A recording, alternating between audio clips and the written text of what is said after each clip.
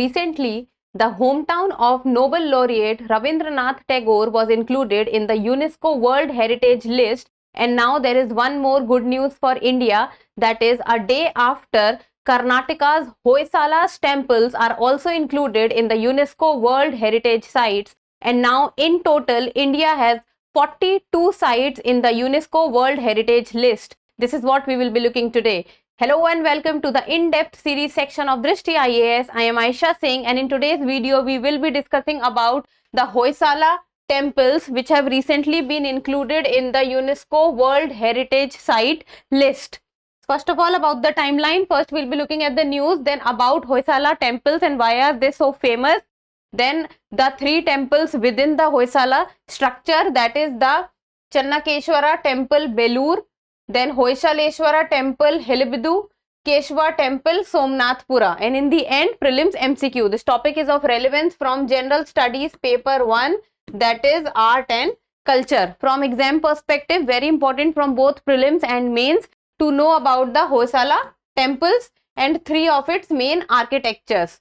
So the news talks about Hoysala temples among UNESCO World Heritage Sites.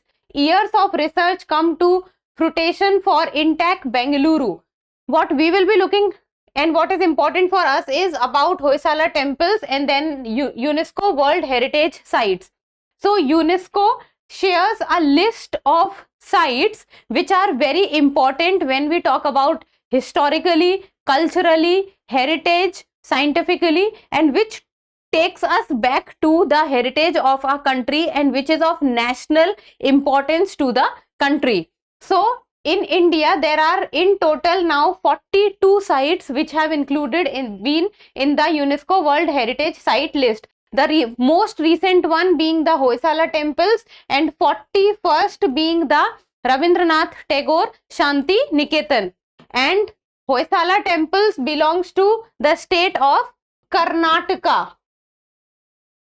So in total now Karnataka has 3 sites in the UNESCO World Heritage Site list.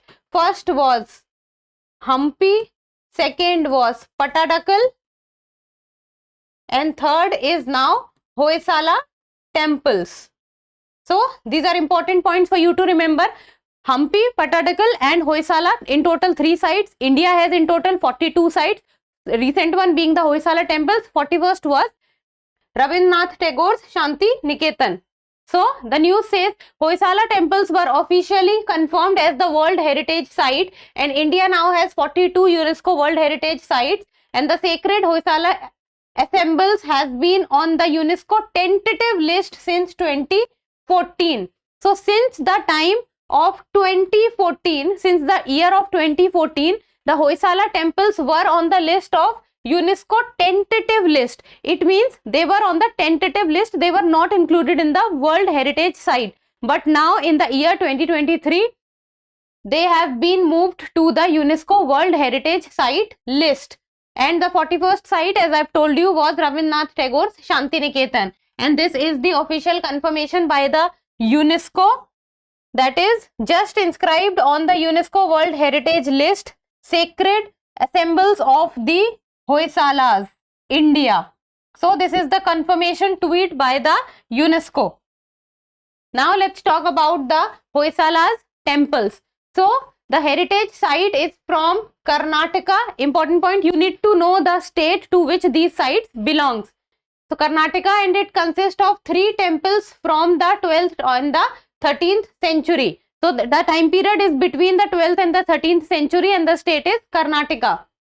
And they represent a unique temple architecture and artistry of the Hoysala dynasty. And why are they so famous and is considered unique? Because they are neither Dravidian nor Nagara. They do not follow.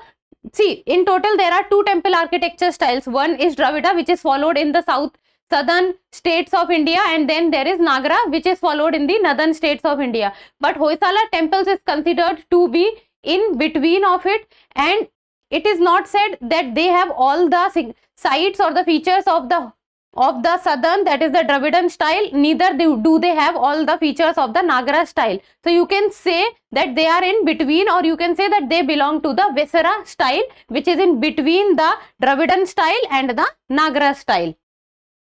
And then there are three major prominent temples in the Hoysala structures, and that is Chennakeshwar temple in Belur, then Hoysaleshwara temple in Helebidu, and the Keshwa temple of Somnathpura.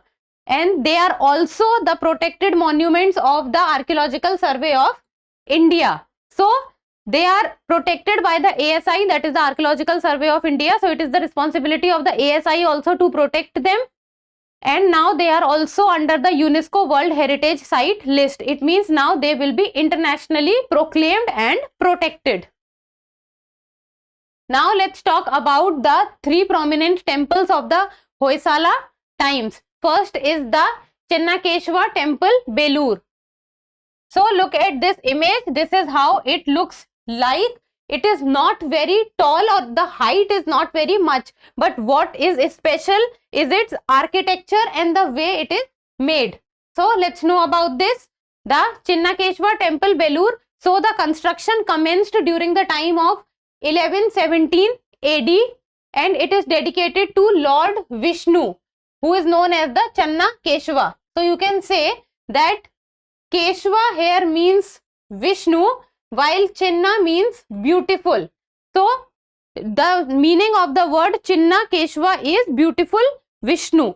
So it belongs to Lord Vishnu, because knowing about the deity it becomes one of the most important questions, that this temple belongs to whom. So this temple is dedicated to Lord Vishnu, and it is richly sculptured. Exterior of the temple narrates scenes from the life of the Vishnu and his reincarnations and the epics of Ramayana and Mahabharata.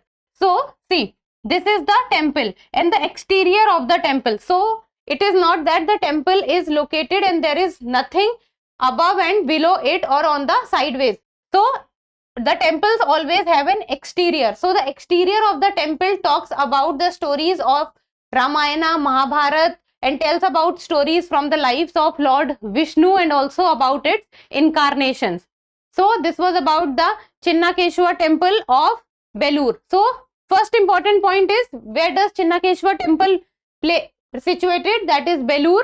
It is dedicated to Lord Vishnu, and it is one of the famous types of Hoysala temples, and now it is included within the World Heritage Sites.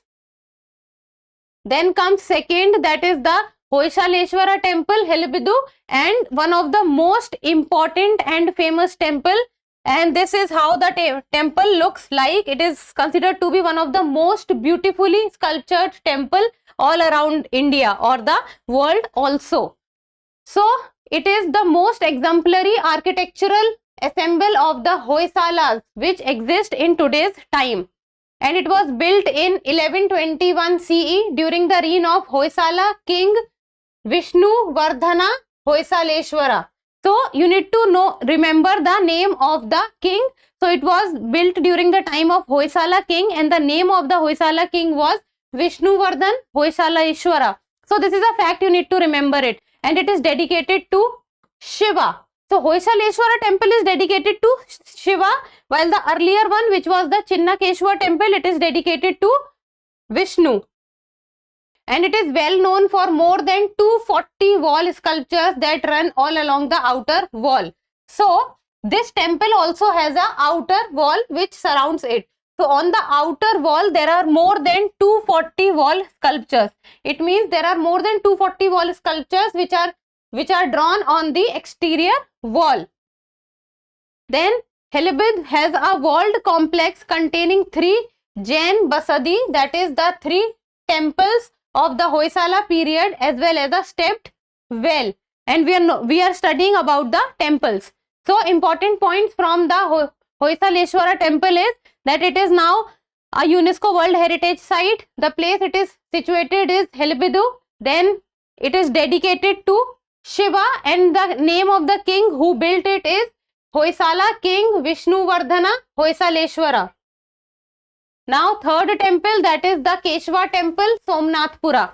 So this is the image of the temple. As compared to the previous two, this temple is comparatively lengthy. So see, this is the Keshava temple.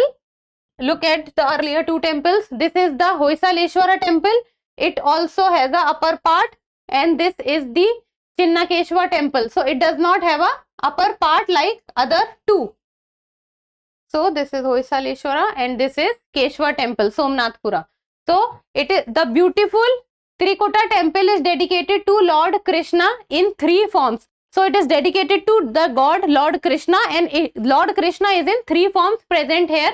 That is the Janardhana, Keshava and Venugopal. So these are the three forms of Lord Krishna which is present in the Keshava temple. So this was about the Hoysaleshwara temples. It's three important temples which have been included in the World Heritage Sites. Then about to whom the temples are dedicated, it was built during what time period, and we have also known about the World Heritage Sites from Karnataka. So this was about the Hoysaleshwara temples. So that's all for today. Thank you so much for watching. Till we meet next time, keep reading and keep writing.